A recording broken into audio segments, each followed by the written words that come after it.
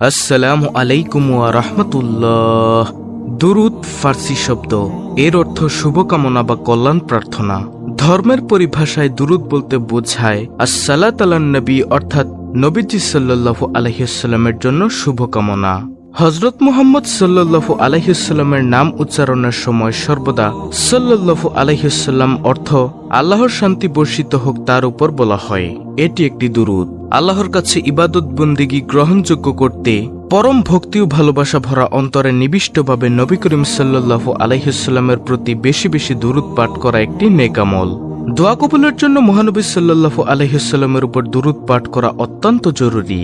দুরূদ শরীফ পাঠ করলে আল্লাহর দরবারে ইবাদতের বিনিময় সুনিশ্চিত হয়। দুরূদ পড়া এমন এক ইবাদত যা আল্লাহ অবশ্যই কবুল করেন। পবিত্র কোরআনে ইরশাদ হয়েছে, আল্লাহ ও তার ফেরেশতারাও নবীর জন্য দোয়া করেন।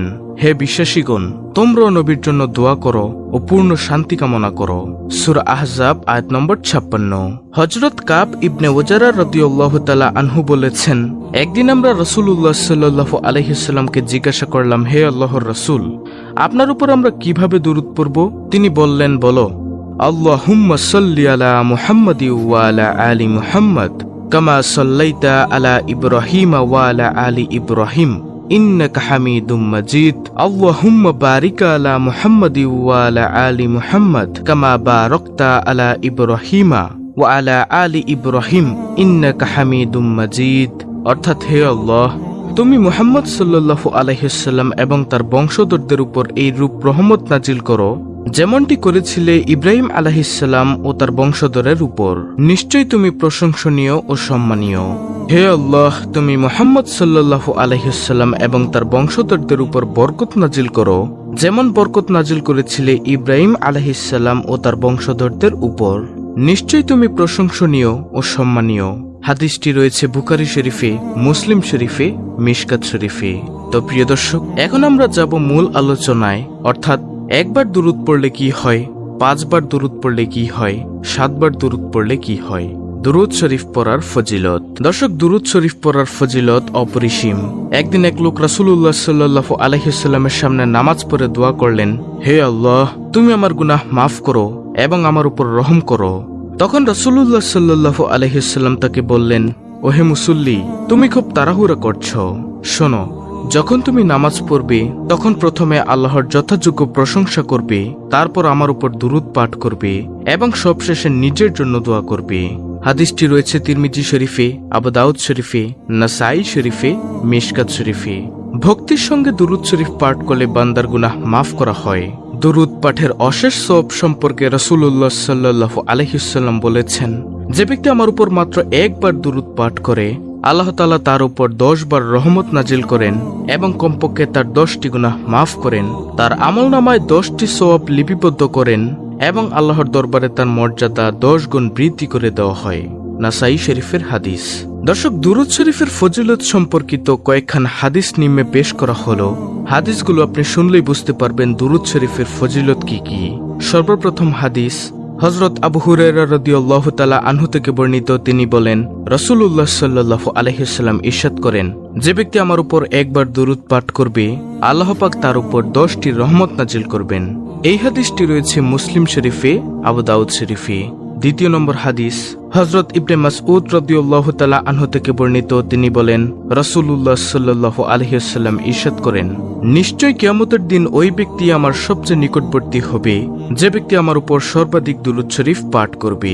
দর্শক, এই হাদিস থেকে আমরা জানতে পারলাম যে আমরা যদি নবীজির উপর বেশি বেশি দুরূদ পাঠ করতে পারি তাহলে কিয়ামতের দিন নবীজি সাল্লাল্লাহু আলাইহি ওয়াসাল্লামের সবচেয়ে নিকটবর্তী হতে পারবো আমরা। হাদিসটি রয়েছে তিরমিজি শরীফে। তৃতীয় নম্বর হাদিস, হযরত আনাস রাদিয়াল্লাহু তাআলা আনহু থেকে বর্ণিত, প্রিয় নবী সাল্লাল্লাহু আলাইহি ওয়াসাল্লাম ইরশাদ করেন, যে ব্যক্তি আমার উপর একবার দুরূদ শরীফ পাঠ করবে আল্লাহ পাক তার উপর 10টি রহমত নাজিল করবেন, 10টি গুনাহ মাফ করবেন এবং 10টি মর্যাদা বৃদ্ধি করবেন। নাসাই শরীফের হাদিস।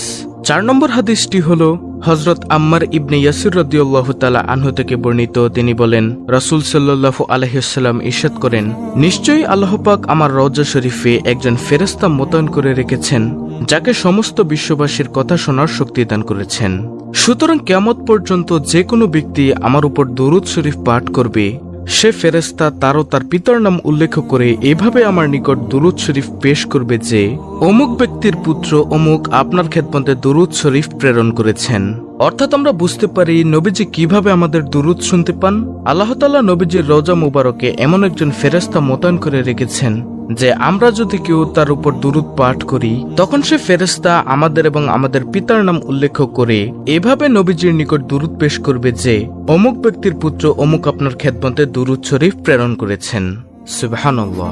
এভাবেই নবীজি সাল্লাল্লাহু আলাইহি ওয়াসাল্লাম আমাদের দুরূদ শুনতে পান। আল কাউলুল বাদী আত-তারগিব ওয়াত তারহিব। 5 নম্বর হাদিসটি হল হযরত আনাস রাদিয়াল্লাহু তাআলা আনহু থেকে বর্ণিত। তিনি বলেন, রাসূল সাল্লাল্লাহু আলাইহি ওয়াসাল্লাম ইরশাদ করেন, যে ব্যক্তি জুম্মার দিনে 100 বার, জুম্মার রাতে 100 বার আমার উপর দুরূদ পাঠ করবে, আল্লাহ পাক তার 100টি হাজত পূরণ করবেন। এর মধ্যে 70টি হাজত হচ্ছে পরকালীন এবং 30টি হাজত হচ্ছে ইহলৌকিক। তিনি এর জন্য একজন ফেরেশতা মনোনীত রেখেছেন যিনি আমার কবরে তা পৌঁছে দিবেন, যেভাবে তোমাদের কাছে কেউ হাদিয়া নিয়ে যায়। ওই যে প্রিয় দর্শক, 4 নম্বর হাদিসে যেটি বলেছিলাম, বিশ্বনবী সাল্লাল্লাহু আলাইহি ওয়াসাল্লাম বলেন, আমার ইন্তেকালের পরের জ্ঞান আমার জীবনকালীন জ্ঞানের মতো। যে কেউ আমার উপর দুরূদ পাঠ করবে, ফেরেশতা তার নাম ও বংশ পরিচয় সহ আমাকে সংবাদ দিবেন। তারপর আমি একটি উজ্জ্বল বইতে তার নাম ঠিকানা সহ লিপিবদ্ধ করে রাখব। বাইহাকি। 6 নম্বর হাদিসটি হল হযরত আবু দারদা রাদিয়াল্লাহু তাআলা আনহু থেকে বর্ণিত। তিনি বলেন, বিশ্বনবী সাল্লাল্লাহু আলাইহি ওয়াসাল্লাম ইরশাদ করেন, শুক্রবার দিন তোমরা আমার উপর অধিক পরিমাণে দুরূদ পাঠ করো, কারণ ইহা এমন এক বরকতময় দিন যেদিন ফেরেশতাগণ নাজিল হন। যখন কোনো ব্যক্তি আমার উপর দুরূদ পাঠ করে, সাথে সাথেই তার দুরূদ আমার নিকট পেশ করা হয়। হযরত আবু দারদা রাদিয়াল্লাহু তাআলা আনহু বলেন, আমি জিজ্ঞাসা করলাম, ইয়া রাসূলুল্লাহ, আপনার ইন্তেকালের পরও কি এই অবস্থা অব্যাহত থাকবে? তখন রাসূল সাল্লাল্লাহু আলাইহি ওয়াসাল্লাম ইরশাদ করেন, হ্যাঁ, কেননা আল্লাহ পাক মাটির জন্য নবীদের দেহকে ভক্ষণ করা হারাম করে দিয়েছেন। সহিহ ইবনে মাজাহ। 7 নম্বর হাদিসটি হল রাসূল পাক সাল্লাল্লাহু আলাইহি ওয়াসাল্লাম ইরশাদ করেন, কোন বান্দা যে কোনো স্থান থেকে আমার উপর দুরূদ পাঠ করলে তার আওয়াজ আমার নিকট পৌঁছে যায়। সাহাবায়ে কেরাম জিজ্ঞাসা করলেন, ইয়া রাসূলুল্লাহ, আপনার ওফাতের পরেও নাকি? রাসূল সাল্লাল্লাহু আলাইহি ওয়াসাল্লাম জবাবে বললেন, হ্যাঁ, জালাউল আফহাম।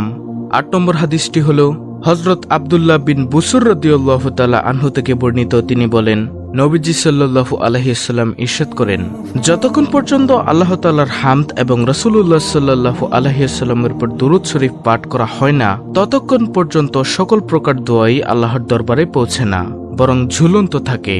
আর যখন আল্লাহর হামদ এবং রাসূলের উপর দুরূদ শরীফ পাঠ করা হয়, তখন এই সকল প্রকার দোয়া আল্লাহর দরবারে কবুল হয়। 9 নম্বর হাদিসটি হল হযরত আবু হুরায়রা রাদিয়াল্লাহু তাআলা আনহু থেকে বর্ণিত। তিনি বলেন, বিশ্বনবী সাল্লাল্লাহু আলাইহি ওয়াসাল্লাম ইরশাদ করেন, কোন লোক যখন আমার প্রতি সালাম প্রেরণ করেন, তখনই আল্লাহ তাআলা আমার রূহকে তার প্রতি ফিরিয়ে দেন, যাতে আমি তার সালামের উত্তর প্রদান করি। আবু দাউদ, মুসনাদ আহমদ, বাইহাকি।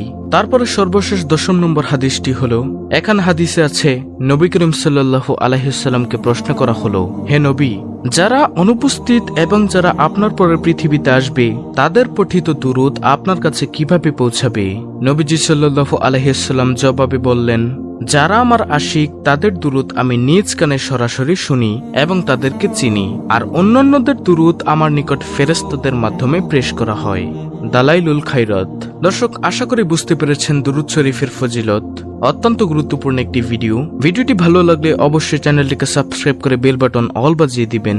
ভিডিওটিতে একটি লাইক দিবেন এবং কমেন্টে আমিন লিখবেন এবং অন্য মুসলিম ভাই বোনদের কাছে ভিডিওটি শেয়ার করে দিবেন, যেন তারাও দেখে শিখে আমলটি করতে পারে এবং দুরূদ শরীফের ফজিলত সম্পর্কে জানতে পারে। আল্লাহ রাব্বুল আলামিন আমাদের সকলকে নবীজির উপর বেশি বেশি দুরূদ পাঠ করে তার ফজিলত অর্জন করার তৌফিক দান করুন। আমিন।